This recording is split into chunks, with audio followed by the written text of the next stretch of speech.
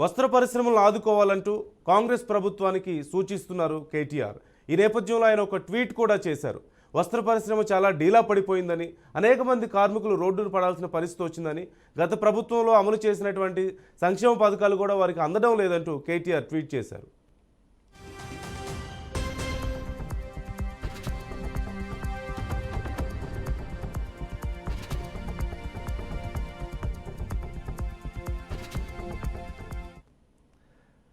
వస్త్ర పరిశ్రమలను ఆదుకోవాలంటూ కాంగ్రెస్ సర్కార్ని మాజీ మంత్రి కేటీఆర్ కోరుతున్నారు. వస్త్ర పరిశ్రమ సంక్షోభంలోకి వెళ్లకుండా చూడాలన్నారు. గత ప్రభుత్వం చేపట్టినటువంటి కార్యక్రమాలను కొనసాగిస్తూనే కాంగ్రెస్ ప్రభుత్వం మరిన్ని కార్యక్రమాలు వెంటనే చేపట్టాలన్నారు.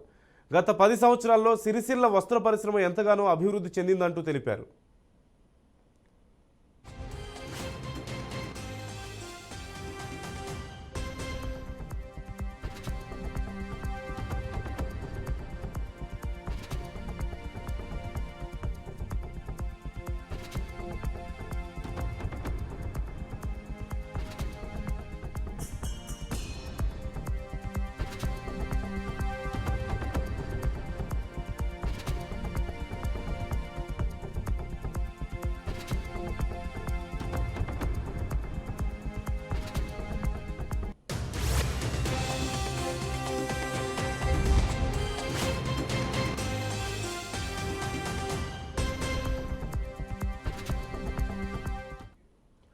వస్త్ర పరిశ్రమలు ఆదుకోవాలంటూ కాంగ్రెస్ సర్కార్ని మాజీ మంత్రి కేటీఆర్ కోరారు. వస్త్ర పరిశ్రమ సంక్షోభంలోకి వెళ్లకుండా చూడాలన్నారు.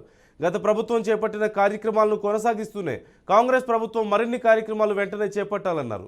గత 10 సంవత్సరాల్లో సిరిసిల్ల వస్త్ర పరిశ్రమ ఎంతగానో అభివృద్ధి చెందిందన్నారు. ఎంతో నైపుణ్యం కలిగిన పవర్లూమ్ నేతన్నలు అభివృద్ధి చెందడంలో బీఆర్ఎస్ ప్రభుత్వ సహకారం ఎంతగానో ఉందంటూ తెలిపారు కేటీఆర్. కాంగ్రెస్ ప్రభుత్వం కూడా పవర్లూమ్ వస్త్ర పరిశ్రమకు అండగా నిలవాలన్నారు. ఈ రంగానికి సంబంధించి గత 15 రోజులుగా వస్తున్న వార్తలు ఆందోళన కలిగిస్తున్నాయంటూ తెలిపారు. ప్రభుత్వం వెంటనే స్పందించుకుంటే ఈ పరిశ్రమ తీవ్రమైన సంక్షోభంలోకి వెళ్తుందంటూ హెచ్చరించారు కేటీఆర్.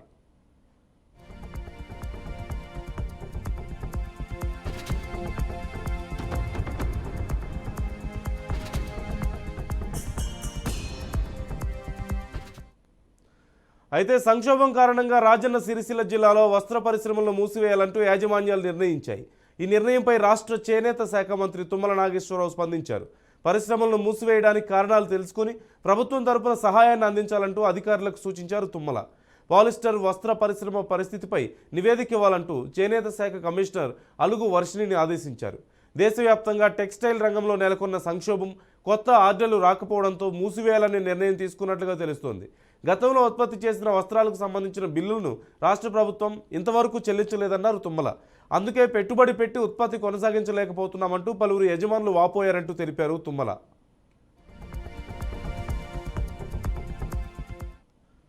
పూర్తి వివరాలు మా ప్రతినిధి వాసుని అడిగి తెలుసుకుందాం. వాసు, వస్త్ర పరిశ్రమని ఇలాగే వదిలేస్తే పూర్తిగా విచ్ఛిన్నమైపోతుందంటూ కేటీఆర్ చేసినటువంటి ట్వీట్ మనం చూస్తూనే ఉన్నాం. మరోవైపు ప్రభుత్వం నుంచి కూడా గత ప్రభుత్వంలో ఇంకా ఆర్డర్స్ ఇచ్చినప్పటికి కూడా మనీ రాకపోవడం వల్లనే వారు ఇబ్బంది పడుతున్నారంటూ వీరు చెప్తున్నట్లుగా తెలుస్తుంది. తుమ్మలు కూడా రివ్యూ చేస్తున్నారు. మరి ఏం చేయబోతుంది ప్రభుత్వం, ఏం చేయబోతుంది? కేటీఆర్ ఏం సజెస్ట్ చేస్తున్నారు? అసలు వస్త్ర పరిశ్రమల ప్రస్తుతం పరిస్థితి ఏంటి? ఎందుకు మూసేస్తున్నారు? నందు, ప్రధానంగా సిరిసిల్లలో కొన్ని దశాబ్దాల నుంచి కూడా టెక్స్టైల్ పరిశ్రమ అక్కడ నెలకొని ఉంది. దాని మీద వేలాది మంది చేనేత కార్మికులు ఆధారపడి బతుకుతున్నారు. ప్రధానంగా 2003లో సిరిసిల్ల నియోజకవర్గంలోని తంగెళ్లపల్లి మండలంలోని బద్దినపల్లి అనే విలేజ్ లో 65 ఎకరాలతోని ఒక పవర్లూమ్ టెక్స్టైల్ పార్క్ ని ప్రభుత్వం ప్రారంభించింది. తర్వాత అది రాను ఇప్పుడు 20 ఏళ్ల క్రమంలో 7,000 మంది ఉన్న కార్మికులు 2,000 మంది కార్మికులుగా మారారు.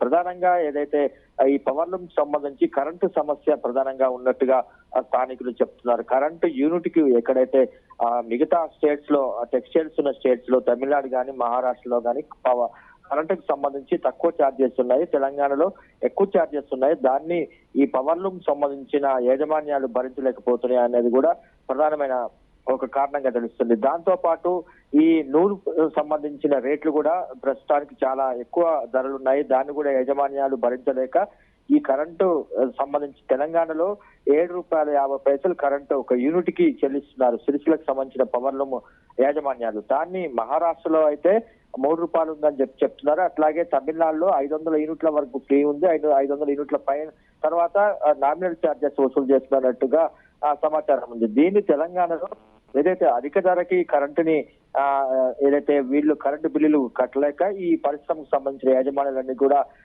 మూసివేసే పరిస్థితి ఉంది. దీంతో పాటు ఈ నూలు పరిశ్రమకు సంబంధించి రేటు కూడా పెరగడంతో దాన్ని యాజమాన్యాలు చెల్లించలేక ఈ పరిశ్రమను మూసివేస్తున్నారు. 15 రోజుల నుంచి సిరిసిల్లలో ఈ యాజమాన్యాలు పరిశ్రమను మూసివేయడంతో కార్మికులందరూ కూడా రోడ్డు మీద పడిన పరిస్థితి ఉంది. ఈ కార్మికులకు సంబంధించి ఇప్పుడు ఏదైతే సంక్షోభం నెలకొందో ఈ సంక్షోభాన్ని అక్కడ స్థానికంగా ఉన్న ఎమ్మెల్యేగా ఉన్న మాజీ మంత్రి బీఆర్ఎస్ వర్కింగ్ ప్రెసిడెంట్ కేటీఆర్ ఈ ఉదయం ప్రభుత్వానికి చర్యలు తీసుకోవాలని చెప్పి ట్వీట్ చేశారు.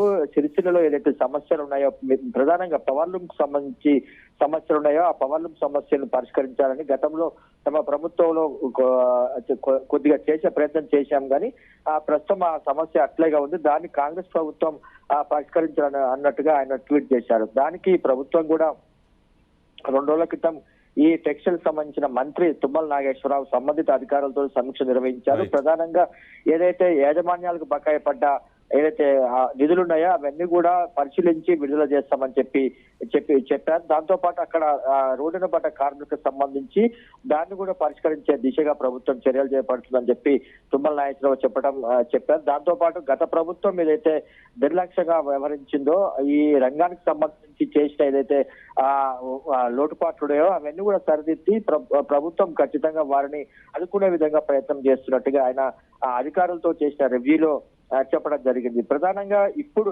ఏదైతే అక్కడ సిరిసిల్ల నుంచి వస్తున్న సమాచారం ఏంటంటే 2021 నుంచి 2023 జనవరి వరకు రీఎంబర్స్మెంట్ చేయలేదు, ప్రభుత్వం ఇచ్చే నిధులు ఇవ్వలేదు అనేది ప్రధానంగా కార్మికుల నుంచి వస్తున్న ఆరోపణ. దానికి ప్రభుత్వం నుంచి ఏ రకంగా సమాధానం వస్తుందో చూడాలి. అట్లాగే ఈ కాటన్ పరిశ్రమకు సంబంధించి రిలేటెడ్ గా బతుకమ్మ చీరలు కాటన్ ప్లస్ సిల్క్ మిక్స్ అయి ఉంటుంది కాబట్టి ఆ పరిశ్రమకు ఆర్డర్లు వస్తున్నాయి కానీ మెయిన్ గా కాటన్ మీద డిపెండ్ అయిన ఏదైతే ఉందో దానికి ఆర్డర్స్ లేవు. దాంతో ఓకే రైట్, థ్యాంక్ యూ.